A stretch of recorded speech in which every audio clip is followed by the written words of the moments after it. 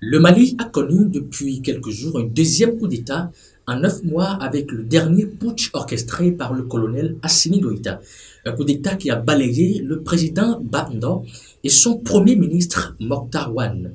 Malgré le rappel à l'ordre de la communauté internationale et de toutes les sanctions qui commencent déjà par pleuvoir sur le Mali, l'homme fort de Bamako semble déterminé et imperturbable pour continuer sur son chemin.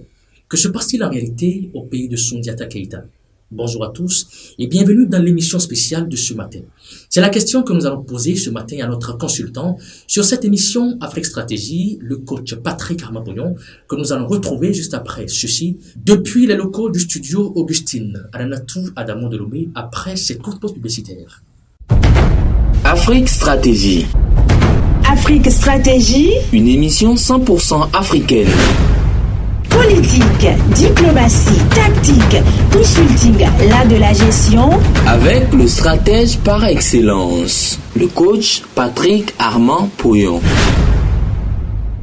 Professeur Pognon, bonjour. Bonjour. Merci d'être sur notre plateau ce matin. Merci. Alors, il s'appelle Rankan Parfait du Bénin. Il est gestionnaire d'organisation. C'est lui qui fait son anniversaire aujourd'hui. Il est donc seul. Quel est votre message pour lui? D'abord, c'est un privilège, c'est un mérite, c'est une opportunité, une chance d'être seul pour recevoir les décrets qui sont d'office personnalisés. Je voudrais donc lui rappeler combien c'est un privilège pour lui d'être le seul pour lequel nous allons prendre tout le monde entier à témoin pour décréter pour lui un joyeux anniversaire. C'est donc très important que lui-même, il puisse savoir qu'il n'est pas n'importe qui, qu'il est important, qu'il est reconnu, qu'il est apprécié par moi, par nous, en tout cas ses collègues et autres, mais par Dieu.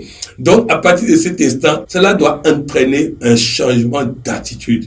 Parce que notre attitude détermine notre altitude. Je décrète pour lui déjà un changement d'attitude de façon positive afin que cela puisse entraîner un changement d'altitude. Je décrète donc pour lui donc un changement d'attitude et donc d'altitude dans tous les domaines de sa vie. Beaucoup d'argent, beaucoup de santé, de longévité, beaucoup de bonheur à tout point de vue. Tel est mon décret pour lui. Il faut célébrer pour sceller ça afin que cela se réalise de maintenant à toujours. 9 mois après le coup d'État qui a entraîné la chute président du régime Ibeka, le Mali visiblement n'est pas encore au bout de ses peines avec ce nouveau coup d'État fomenté par le colonel Assimi Goïta contre le régime de la transition. Quelle est votre lecture de la situation, Coach Polo? Avant que, ceux qui vont nous écouter nous disent c'est un Béninois qui ne connaît pas les réalités du Mali et qui est en train de se prononcer, je voudrais leur dire que le Mali est mon deuxième pays. J'ai fait près d'une dizaine d'années au Mali. J'ai une fille qui est bénino-malienne et qui a d'ailleurs fait son anniversaire pas plus tard qu'hier. Je voudrais donc lui décréter un joyeux anniversaire et lui décréter le retour de son pays, son deuxième pays, au rang des grandes nations du monde, très rapidement et très prochainement. Cela étant, la situation du Mali est une situation qui s'explique aisément parce que vous prenez un être humain, il y a des moments de doute qui nous permettent de réfléchir sur notre vie et de prendre un nouvel élan. C'est pareil dans la vie des nations. Il y a des moments de doute qui nécessitent qu'on puisse réfléchir, s'entendre, se réorganiser pour pouvoir prendre un nouveau départ. Je peux donc considérer que c'est normal que le Mali soit en difficulté, mais là où ça devient difficile et anormal, c'est que la difficulté dure, la difficulté tarde. Ça fait près de 8 ans que nous sommes dans cette difficulté-là. Il va falloir que maintenant, on puisse trouver les voies et moyens pour s'en sortir. Alors, professeur Pognon, après un détour en France, le gouvernement de la transition a procédé à un brusque remaniement qui, d'ailleurs, selon certains observateurs, est la cause même principale de ce coup d'État. Selon vous, qu'est-ce que ça cache ce remaniement? Ça cache une erreur encore de la France, une erreur tactique. Une erreur tactique. Je vais vous expliquer pourquoi. Le président Bandao est allé en France. Il a présenté la situation de son pays. Et en fonction de ça, il a reçu un certain nombre de conseils, ce qui est normal. Je ne voudrais pas qu'à cause de ça, on puisse le diaboliser. Non. Il est en train de diriger un pays qui a 5000 soldats français qui sont là pour la sécurité du pays. S'il ignore cette réalité et fait ce que certains ont voulu faire, il va se retrouver dans des difficultés comme beaucoup de pays aujourd'hui dont on parlera peut-être tout à l'heure. Donc il a bien fait de présenter la situation, il a bien fait de recevoir des conseils. Mais il a fait une erreur tactique et la France l'a a fait une erreur beaucoup plus tactique. Pourquoi? Lorsque la situation telle que nous semblons la comprendre a été présentée à la France, il n'est pas possible que le président malien fasse un remaniement ministériel en retirant des soldats aussi importants de la junte sans qu'on ne prenne des dispositions préalables pour sa sécurité. Voilà là où ils ont déconné. Parce que ils ont minimisé la capacité de réaction des soldats de ce groupe-là. Moi, je voudrais simplement dire que nous allons sortir bientôt de la situation dans laquelle nous sommes au Mali, mais il va falloir que le président élu puisse déplacer ce camp de Kati. Le positionnement de ce camp de Kati par rapport aux institutions de la République est un problème sérieux. Parce que dès qu'il y a un malentendu, ça vient toujours du camp de Kati, qui a les blindés, qui a les équipements, qui a les ceci, et qui attaque la présidence comme si c'était une boulangerie. Donc c'est pour dire, si je reviens à votre question, oui, il y a eu une erreur tactique parce que la France savait les décisions que le président veut prendre et devait avoir pris des dispositions sécuritaires avant que ces décisions ne soient prises. Nous sommes dans une situation où, en dehors des 5 000 soldats français, nous avons plus de 20 000 soldats de la CEDEAO de l'Union africaine, des Nations unies, sur place. Ça veut dire qu'on ne peut pas avoir 20 000 soldats et ne pas pouvoir protéger le président. Ça veut dire qu'il y a une erreur tactique qui a été faite et ça, on paie sa cache. Voilà en réalité ma lecture de cette situation. Et je voudrais demander que la France, même dans sa politique en Afrique, même si elle veut changer et ne plus être le colon, le vorace, le ceci, il va falloir que les experts français actualisent leurs données sur l'Afrique. Parce qu'il y a trop d'erreurs stratégiques de la France qui créent des situations graves. Vous prenez par exemple la République centrafricaine. C'est l'erreur de repli au mauvais moment de la France qui a fait maintenant que ce régime est pris à la gorge par la Russie qui décide tout, qui fait tout à la place d'un chef d'État africain. Il va falloir qu'il y ait plus de lecture prospective et stratégique dans les actes de la France en Afrique dans les jours à venir. Alors la CEDEAO et l'Union africaine n'ont pas tardé justement à réagir et ont décidé de suspendre le Mali de toutes leurs instances et exigent par conséquent que nous voyons la nomination d'un civil à la primature. Est-ce pour vous un vrai moyen de pression sur la junte au pouvoir? Non, pas moyen de pression, c'est une aide à la junte. La CEDEAO et l'Union africaine ont pris acte. Donc vous voyez plutôt une aide. Oui, ils ont pris acte du fait que la situation est gâtée, comme on le dit en Côte d'Ivoire. Alors si la situation est gâtée, on ne va pas la gâter encore. Donc ils ont simplement fait service minimum pour permettre à la junte de pouvoir sortir le Mali de là. C'est tout. Non, ce qu'ils ont fait là, ils ne pouvaient pas faire autrement.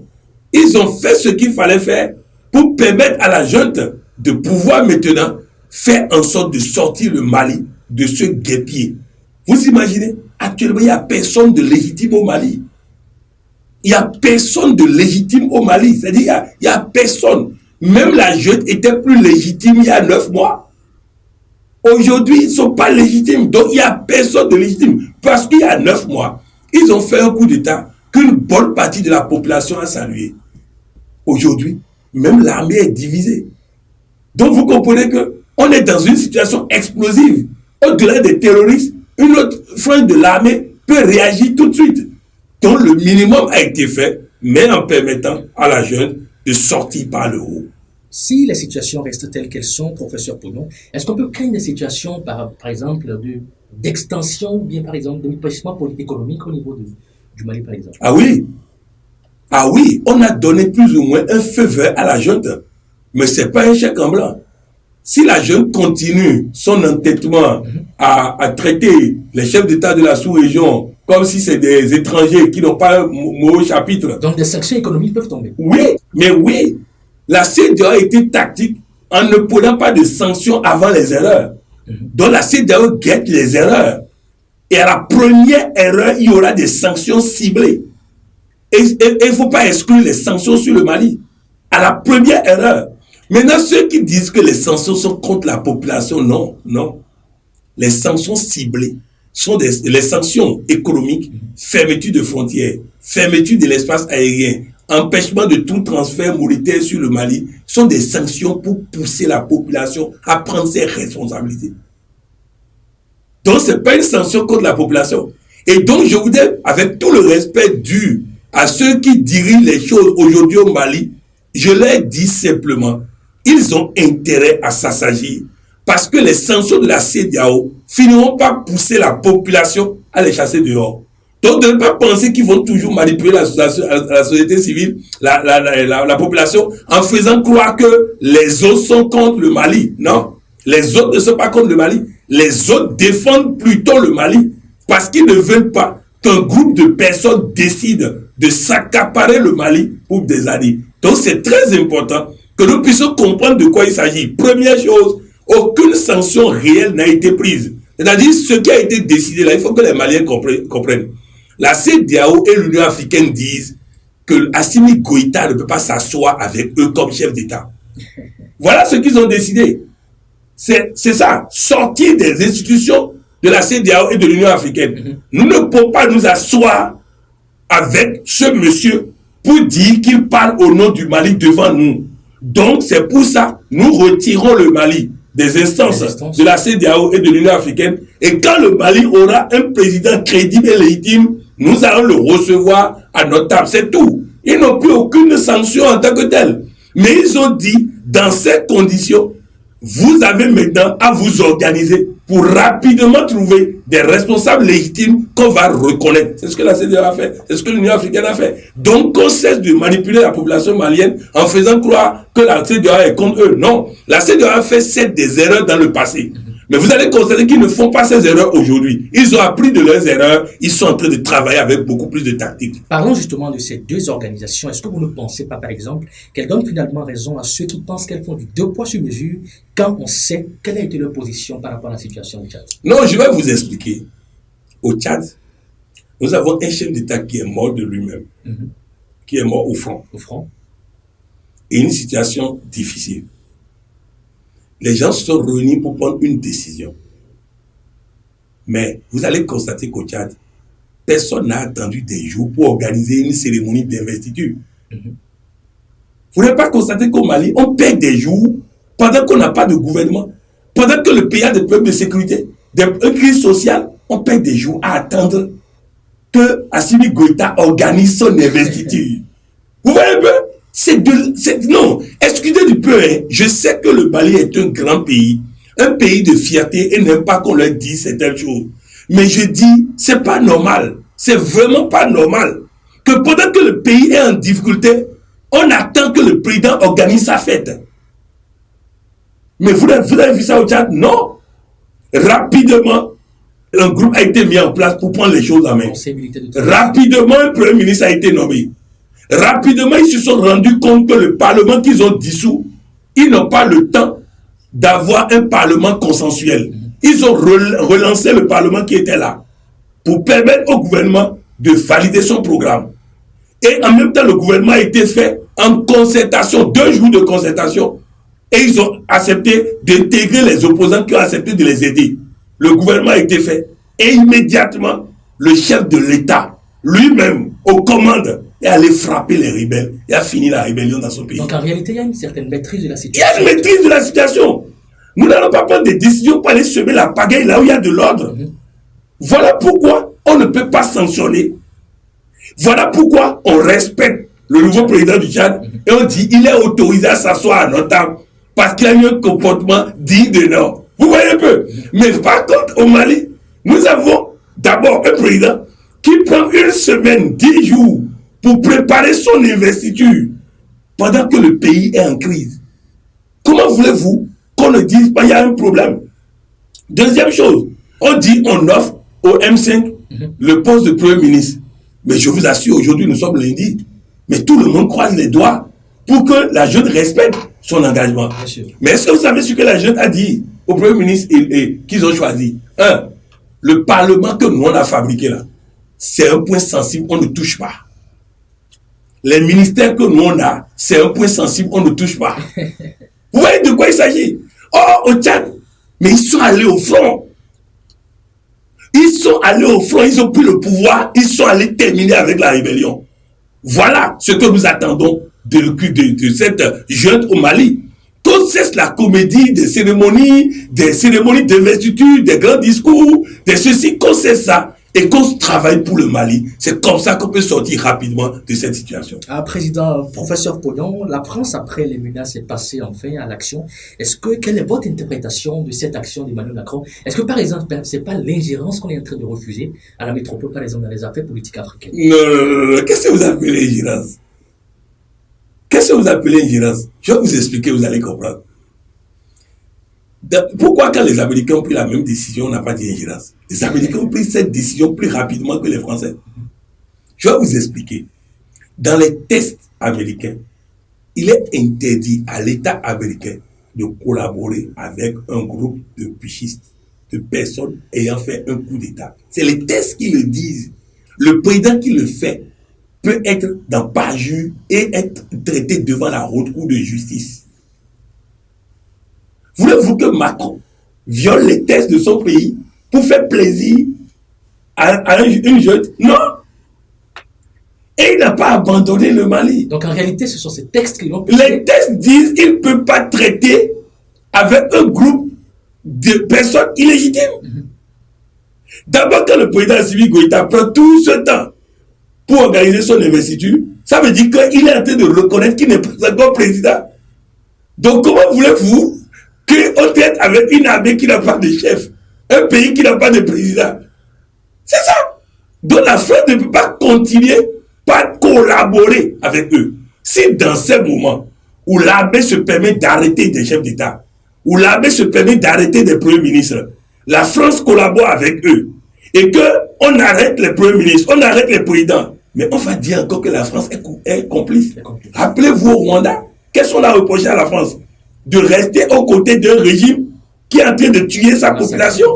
Donc la France n'a pas le choix. Elle a donc fait ce qu'elle doit faire, de dire, nous continuerons de protéger le Mali, mais nous le ferons seuls, parce que nous ne pouvons pas être responsables des actes posés par cette armée en ce moment, commandée de cette manière. Donc en ce moment, laissez-nous faire pour vous la sécurité, et quand vous serez de nouveau des gens dans la loi, nous allons encore travailler ensemble. Ça n'a rien d'une ingérence, ça a simplement le sens d'un message envoyé pour dire nous ne pouvons pas cautionner le désordre au risque d'avoir un génocide sous la main. N'est-ce pas une porte ouverte à l'escalade de la violence terroriste sur la population? Et serait-il, coach Pognon, possible que l'armée malienne seule arrive à bout de cette menace terroriste? C'est comme je l'ai dit, l'armée malienne n'est pas seule.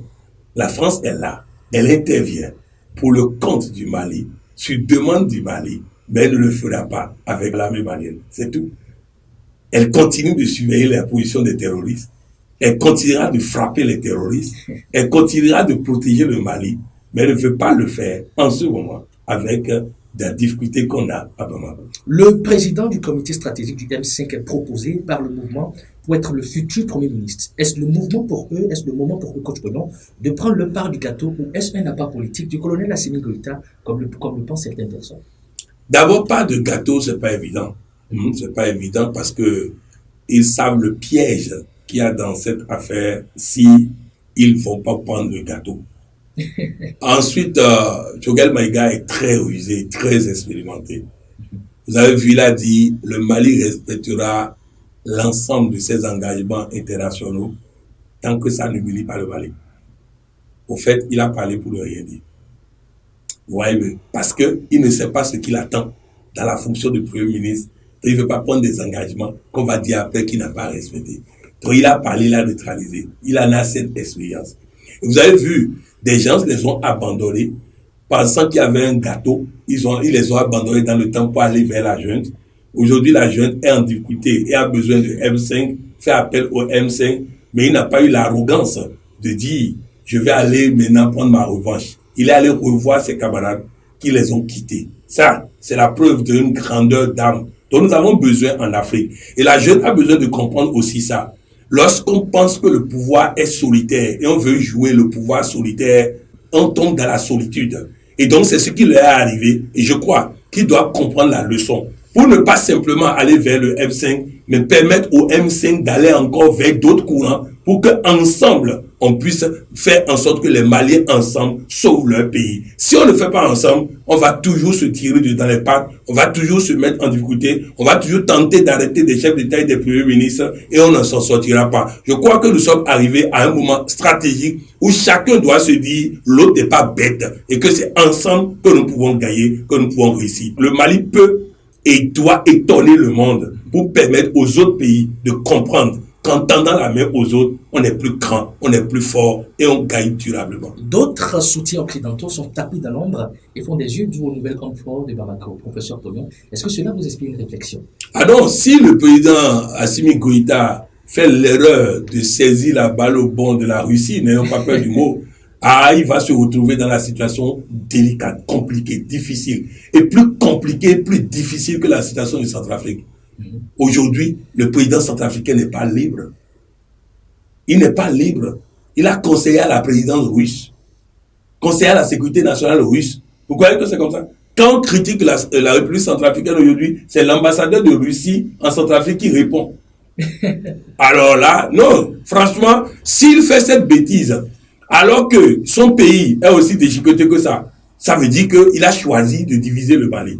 Il a choisi de laisser le Mali déchiqueté pour devenir la Somalie. S'il choisit la somalisation du Mali, ça serait lui seul qui sera responsable et il en assumera les conséquences devant l'histoire, devant Soundiata Keïta, devant Modibo Keïta, devant Askia Touré, devant Samori Touré, devant Babeba, devant Sikasso. Il assumera l'histoire devant eux s'il fait cette erreur dramatique de laisser les voraces russes venir saisir ce pays et faire de ce pays le désordre qu'ils sont en train de faire un peu partout dans le monde. 18 mois de transition pour pouvoir remettre le Mali sur les rails, coach Pognon. Est-ce que c'est toujours possible pour vous? Et que doit faire le Mali pour sortir définitivement de cette crise? C'est possible d'organiser les élections dans 1 mois. C'est possible d'organiser dans 2 mois. C'est possible d'organiser dans 3 mois. Mais pas en prenant 10 jours pour cérémonie d'investiture, après des jours pour choisir un premier ministre, après des jours pour faire un gouvernement, après des jours pour ceci. Non, c'est pas comme ça.